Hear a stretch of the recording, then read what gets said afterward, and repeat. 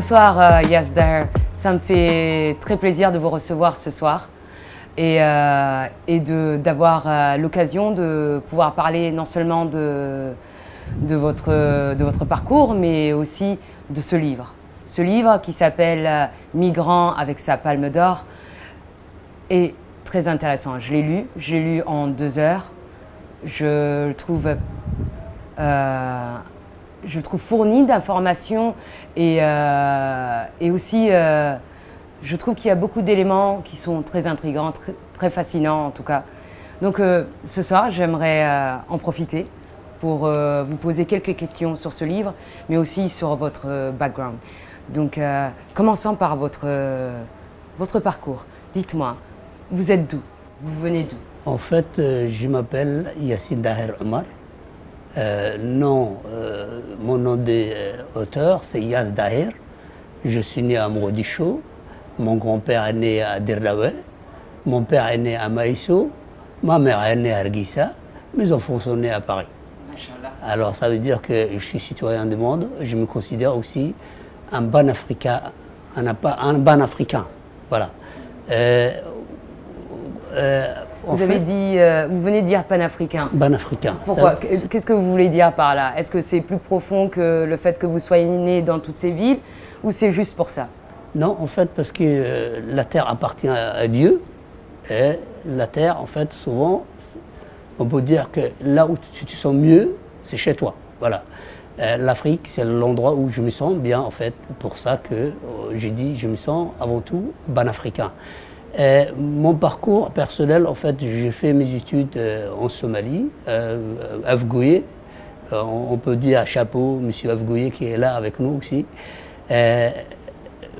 Après, en fait, je suis parti en France, j'ai fait mes études. Vous avez fait Afgouye, Paris?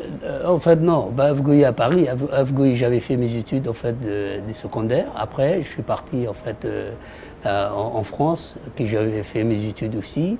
Je suis formation en fait géomètre. Et puis, à un moment donné, j'étais obligé en fait à écrire un livre.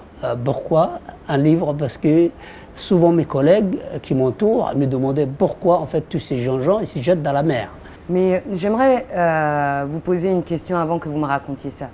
Vous, avant que vos collègues vous posent ces questions-là, vous avez sûrement vu beaucoup d'images. Vous avez sûrement été témoin, que ce soit à travers les médias ou même vu votre origine, de ce genre d'expérience. Donc à la base, vous, qu'est-ce que ça vous fait quand vous voyez tous ces jeunes en train de quitter l'Afrique et qui meurent dans la Méditerranée? À vrai dire, ça m'attriste, mais par contre, comme on dit, il faut toujours se battre pour que en fait, les gens sachent la vraie histoire. Chaque individu il a son histoire derrière, et par contre, il faut que je mette en scène l'histoire exacte de chaque individu. Pour ça que, en fait, puisqu'ils m'ont posé des questions souvent pourquoi ces gens ils venaient en Europe, il fallait que je leur explique le parcours de chacun. J'avais choisi certaines personnes, surtout Takar, qui était un homme en fait. J'ai cru comprendre que Takar c'est une histoire vraie en fait, c'est un homme qui existe. Oui, c'est un homme. Comment vous avez découvert son histoire? Parce que je rencontrais à Paris, en fait comme vous savez, à Paris en fait c'est un centre de rencontre. Tous ceux qui vont en fait, tous ceux qui vont en Europe de l'Ouest, ils passent par Paris. Et tous ceux qui vont au sud et passent par Paris. Et ça devient au centre du monde, en quelque sorte. Et pour ça que j'ai eu beaucoup d'occasions de rencontrer beaucoup de gens qui ont chacun son histoire. Et pour ça que l'histoire de Takar m'avait profondément touché. Il fallait que je raconte cette histoire-là. Comment vous l'avez rencontré, Takar? Takar, en fait, je l'avais rencontré. Il y avait un Français qui se trouvait à la gare, qui m'a passé un coup de fil. Il m'a dit... le seul Somalien que je connais, c'est vous. Et il y a un Somalien qui me demande un service, que je demande là, en fait, il m'a demandé du Somalien. Le seul Somalien que je connais, c'est vous. Et du coup, il me passe le téléphone. Moi, j'étais étonné, mais par contre, il fallait que je réponde. C'est à partir de là qu'en fait, j'ai connu le fameux Takar. Il ne s'appelle pas exactement Takar, mais par contre, j'ai donné ce prénom parce que Takar, ça veut dire que un homme combattant, frêle, et combattant, qui ne lâche pas, qui ne se laisse pas faire. Et pour ça que en fait, j'ai choisi ce terme, parce que ça convenait, parce que l'individu, vu que en fait, vu que sa physionomie, il portait bien en fait le prénom que je lui avais prêté. Et à partir de là, quand j'ai connu Takar, il fallait qu'il me raconte son histoire, son parcours. Et là, en fait, c'était un déclic. Il fallait que je raconte cette histoire-là parce que je rencontrais beaucoup de monde. Par contre, j'ai choisi cette histoire-là parce que j'ai d'autres histoires qui sont vraiment terribles, qui se terminent mal aussi. Pourquoi vous avez choisi cette histoire? Parce qu'aujourd'hui, puisqu'on est vraiment plus paquetaire, il fallait qu'en fait, qu'on trouve certain espoir. Parce que dans la misère aussi, des fois, il faut trouver certain espoir parce que la vie, elle est faite ainsi. C'est vrai, malheureusement, certaines personnes ils se lancent dans le vide, ne sachant pas où ils vont, mais par contre, ils se lancent dans le vide. Quand ils se lancent dans le vide, certaines personnes, en fait, ils payent le prix plus fort et certaines personnes, ils réussissent. Mais ceux qui réussissent, beaucoup plus nombreux, beaucoup plus minimes, plus petits que par rapport, en fait, ceux qui perdent leur vie, malheureusement. Et vous trouvez qu'on ne raconte pas assez, justement, l'histoire de ceux qui réussissent la traversée par rapport à ceux qui meurent, justement, dans la Méditerranée? Parce que c'est vrai que, en fait, le regard de l'Occident et notre regard, c'est pas le même. On a notre perception que, en fait, c'est vrai qu'aujourd'hui, l'espoir fait vivre, comme on dit. Mais par contre, puisque nous, on en a besoin, en fait, avoir d'espoir, il faut raconter l'espoir qui fait, en fait, avancer, au lieu de raconter des histoires sombres. Ça, on va raconter quand on sera vraiment riche. On va dire, on a traversé là, faites attention, parce qu'il ne faut pas oublier le passé. Et là, on pourra sortir l'histoire tragédique pour se rappeler là où on vient. Mais par contre, cette histoire-là, il fallait mettre en avant parce que son parcours était unique, est vrai et authentique. Donc, vous avez décidé de raconter cette histoire parce que justement, elle est positive. Effectivement, elle est positive, mais l'individu, la chose le plus, en fait, la chose le plus chère qu'on a, c'est ses racines.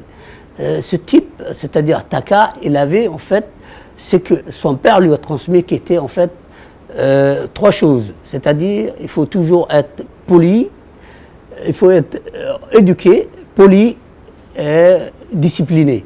C'est-à-dire la politesse, c'est-à-dire l'éducation te donne des politesses, la politesse te permet d'être discipliné.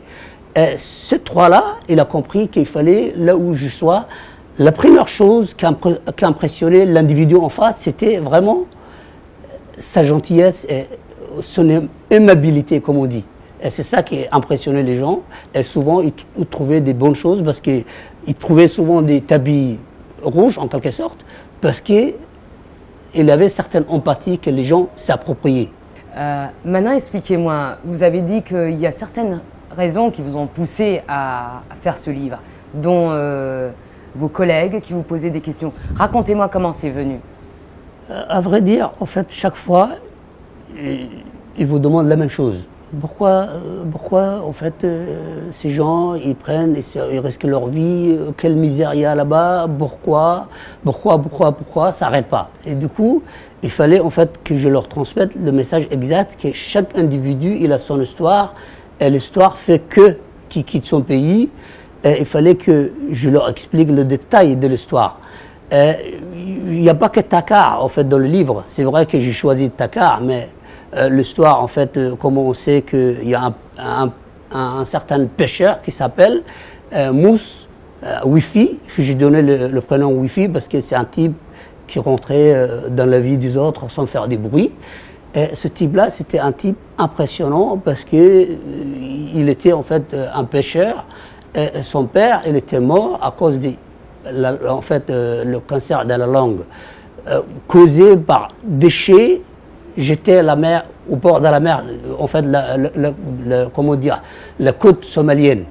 Il y avait une fille qui s'appelle Elari Libi qui avait fait un reportage extrêmement pointu qui s'appelle Somalie, Kaou un autre. Cette fille-là, elle avait fait un reportage qui est basé, en fait, certaines entreprises allemandes, en fait, signaient des contrats avec des mafias. Et après, ils jetaient en fait le déchet carrément en fait au bord de la mer. Et là, il y avait en fait, cause à effet, certaines personnes mouraient des maladies qu'on ne connaissait pas à l'époque. Et ce jeune homme-là, puisque son père il était mort, il fallait qu'il prenne en charge sa famille, naturellement. Et du coup, il était obligé de subvenir les besoins de la famille. Pour subvenir les besoins de la famille, il fallait que soit, parce qu'il y a des bateaux qui arrivent, si vous savez plus que moi, en fait, il y a des bateaux immenses de 4-5 étages qui siphonnent la mer, malheureusement, qui prennent tout sans les poissons, par exemple. Tout, effectivement, ils prennent tout. Et puis, quand les petits pêcheurs, ils ont essayé de se défendre, on leur a dit, vous êtes des pirates. Malheureusement, certaines personnes, ils ont devenu pirates à cause de ça. Et M. Wifi, il était obligé de partir parce que soit il devrait choisir d'être pirate, soit il fallait qu'il quitte. Alors, pour ça qu'il était parti aussi à traverser la Méditerranée, ce qui est vraiment tragédique. Je dis inlassablement, les jeunes, il faut qu'ils évitent à s'aventurer parce que c'est vraiment catastrophique, il ne faut pas essayer du tout. Ouais, c'est quelque chose, dans le livre, je trouve que c'est quelque chose de très important, ce que vous venez de dire. Parce que vous expliquez, en gros, parce que j'ai envie de revenir à vos collègues, finalement, leur expliquer que par A plus B, en fait, des Européens, que ce soit des Allemands ou des Français ou même des Américains, jettent des déchets sur les côtes somaliennes qui, et en même temps, sont en train de pêcher illégalement les poissons. Ce qui fait que non seulement certains Somaliens tombent malades et sont atteints de maladies comme de cancer, que les gens ne connaissent pas là-bas, mais comme le cancer.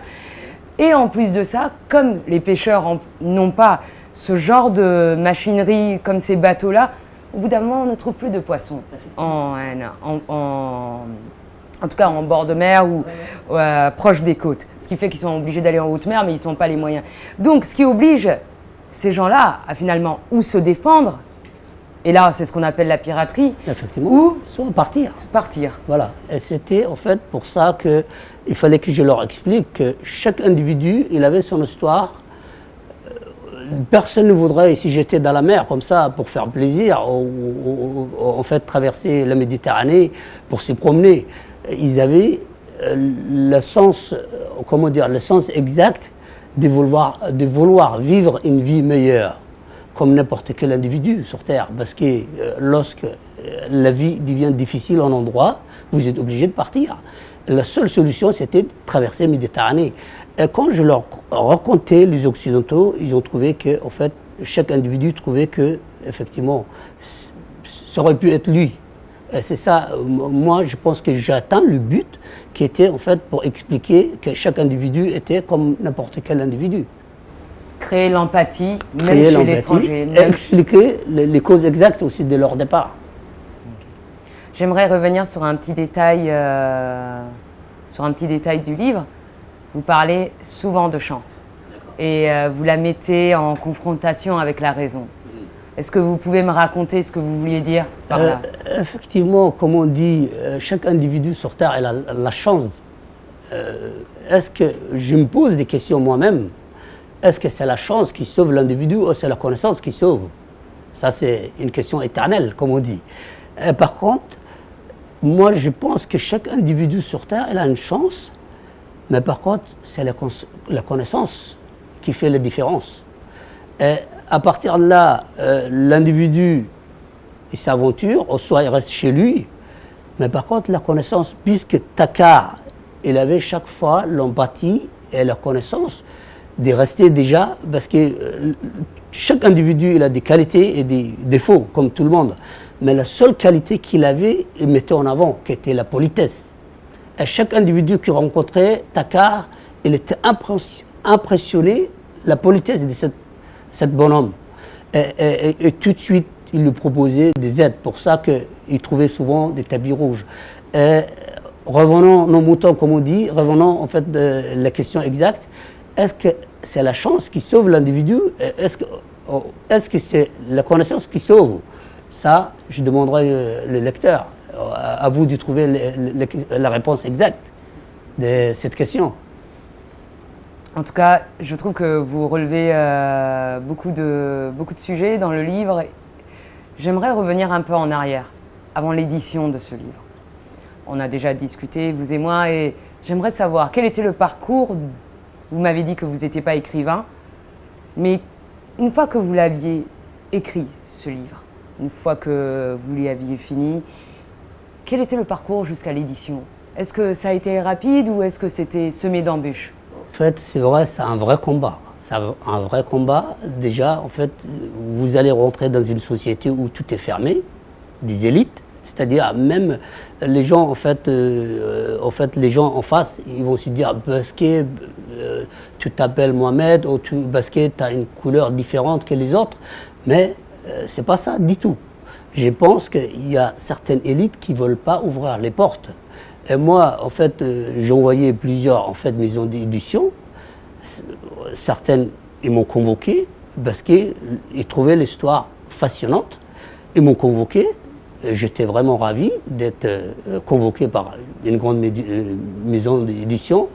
Et par contre, la seule chose qu'on vous propose, c'est quoi? On vous dit l'histoire est magnifique. Mais par contre, puisque vous n'avez pas une culture française, puisque vous n'êtes pas francophone, on va enjoliver l'histoire. Et par contre, on vous paye, monsieur, on vous paye l'argent. Et par contre, l'histoire, on va vous confisquer l'histoire. Et voilà.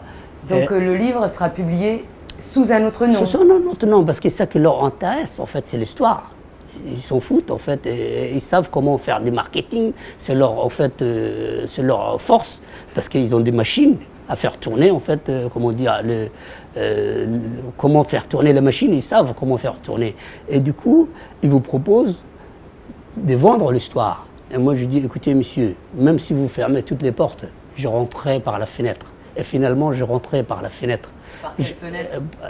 Une bonne fenêtre qui était ouverte, parce que si même la fenêtre elle est fermée, malheureusement, on ne peut pas s'aventurer.